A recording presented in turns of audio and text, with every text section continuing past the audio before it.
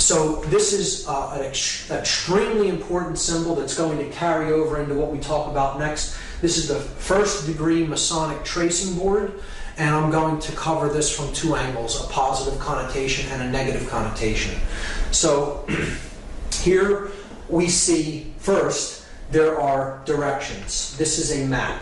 You see north, south, east, and west. So we are standing at the west, looking east. The west is down here, the east is up here. We see that there is a checkered floor of black and white squares representing base consciousness. This is the checkered life of a man who is not born in consciousness. He does not know light from dark. He is a wanderer, a pawn in the game, so to speak. One who can be positioned. However, his master may wish him positioned, the chess master of the game, who sees the whole board from above, from a higher level of consciousness, and takes the pieces and positions them as he will. This is one who is in duality. Here's the pillars, the dual pillars. This is the pillar of Joachim. It is a masculine pillar, represented as a Doric column. And you have the sun ruling that pillar. It's the pillar of strength, the S representing strength. The feminine side of the pillar is the pillar of Boaz. The B at the bottom stands for beauty. It is a Corinthian pillar, a elaborate, ornate, feminine pillar. And the moon sits above that pillar. This is the pillars that represent the masculine and feminine aspects of human consciousness. And it is how we enter the world with these two principles kind of in opposition, and it's our goal to understand them and to unite them as one. To use our willpower. This is the pillar of will or wisdom, which the W stands for. It is Jacob's ladder. Jacob, as described in the story of Genesis, goes to a higher level of consciousness. He experiences God consciousness. He comes back down to the earth and understands that really the journey of life is to get back to that level of pure awareness and pure consciousness. And that is the end of the journey, kind of. It's like you enter in this dual state, seeing things as separate, and then the object is to make it through the realm of duality, the checkerboard floor, and unite the two principles as one, and then you're born into the stars, into the light of conscience and consciousness. So that's the journey up Jacob's ladder. And we see here in the background the stones known as the ashlars, the rough ashlar representing the soul in need of work, and the perfect ashlar representing the state of perfection to which we seek to attain. The initiates are going up the ladder in the 3 basic degrees of Masonry. Entered apprentice, who is still on the floor. The fellowcraft, who is in the middle, who has not received the key, which is tied here to the ladder, but he's at the G, where conscience is beginning to be born, the care principle. And the Master Mason, who gets the key to unlock the star gate, the sun, so to speak, is bringing himself to a place of balance and understanding and enlightenment. So it's a powerful and positive connotation. It could also be used to represent the left brain and the right brain, the male and female yang and yin energies, and the object is to unify them in the middle to awaken the prefrontal cortex and the pineal gland, to awaken our star gate. Okay, and that's in the direction of the east, the direction of the light. The rising sun is in the east. We don't want to be headed west. That's the direction of base consciousness and darkness, the setting sun. The sun sets in the west, of course. So powerful symbology there, but it unravels even more when we consider this tracing board on its side, as I will show you. Again, here we're seeing the 3 lights in the heavens, the lights of Freemasonry, the lights of the religions, the sun, the moon, and the all-seeing eye, the stars and planets. Again, we saw the religions of Christianity, Islam, and Judaism representative of these principles.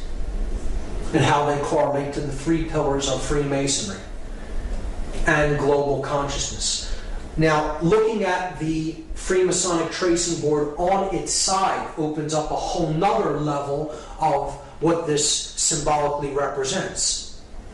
So again, we're given directions. Here is the west, here is the east, this is the south, and this is the north. Understanding what we now understand about astro-theology, we can now understand what this whole scene really depicts. It depicts the spiritual journey of man out of the prison vibration that is on the earth, identification with the physical world of matter. This is the earth. It's black and white, the colors of a prisoner, okay? The prison planet, so to speak. And these are the lines of latitude and longitude of the earth. This is the Earth's equator, right here, the middle pillar. This is the Tropic of Cancer. This is the Tropic of Capricorn. In the southern hemisphere, the Tropic of Cancer in the northern hemisphere. Here we see the light of Freemasonry, the sun in the east, away from the earth. And this is the sun at the summer solstice. This is the sun at the winter solstice, when the northern hemisphere is in darkness, depicted as the moon there, or not in enlightenment, right? This is the pillar of mercy, because when the sun is up there, the sun favors the northern hemisphere, shows mercy upon the northern hemisphere. Boaz is considered the pillar of severity, because the sun does not favor the northern hemisphere when it is at the pillar of Boaz, or the Tropic of Capricorn. And this is the equator. This would be balance, or the equinoxes, the all-seeing eye, is the place that opens up when the hemispheres of the brain come into a perfect state of balance. So this is the journey of the initiate. From darkness, starting here on the earth in darkness, and then proceeding in a stepwise fashion to a place of balance. Okay, this is emotion. This is the sacred feminine principle of emotion. You have to care enough to begin the journey. You go higher. You're trying to reach a place of balance between these energies. And then you can get that key right there to unlock the stargate. Okay, to unlock, and that's accomplished through action. The male principle of putting your emotions and your thoughts into action. And that is how you get off of the base consciousness and to the stars. Powerful iconography, powerful symbology being used here if you know how to read it. Now, in a negative connotation, a dark builder, a dark mason, may want to look at this symbol in a perverted way. So here's a reversal of it. You see, yes, this is base consciousness and this is higher consciousness, but they'll look at this symbol and say, well, the ladder is tilted across toward the left, toward the sun only, and away from the feminine pillar, away from the moon. And our task is to imbalance consciousness toward the male principle only, or the left brain only. Because that's what gives birth to a dominator, to one who is bent upon control, a sorcerer of sorts. So this is how a dark occultist would interpret this symbol. I'm God, my will be done. I will use my influence to take those in base consciousness and give them the dark light. Make them think that they're being initiated into something important. But what I'm really doing is imbalancing consciousness to the left brain. And that is what some people are doing with certain individuals who enter Blue Lodge degrees in rogue lodges of Freemasonry. And they're using that knowledge to create more mind-controlled dominators that will listen to them, follow their orders, and they're not really receiving the true light. They're receiving the dark light of male left brain imbalance. That is one way that dark manipulators will see a very powerful, positive, connotative symbol and pervert it and turn it into something completely negative. And here is how that process is used. We see this extremely subversively when it comes to the iconography that is used on police uniforms. Particularly, here's the floor of the house representing base consciousness, the pawn, the checkered man, who cannot understand the difference between light and dark. He doesn't really understand what makes the principles of right and wrong function the way that they do.